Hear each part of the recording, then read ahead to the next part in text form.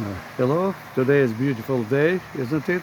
So today is September 30, and I yesterday prepared by myself like this kind of spiral antenna, and I used the copper tape, and I used the wood trimmer, and at the top of it I put the balloon from PALOMAR company, and the fed antenna is working very well. I'm so happy to have business with this company, PALOMAR. And today I just added uh, exactly couple meters of wire to this antenna to provide better tuning. And here you can see also the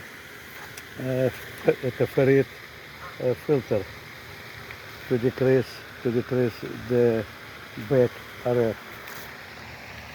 And this cable I'm going to my kitchen, and when I put okay, that was you. my I was transmitter. on the other frequency, right?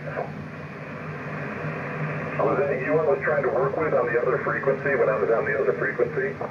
You see, this is working very well, this antenna on this 20 meters band. Okay, if you will have a question, please let me know. Thank you. I just recently received QSL from New York.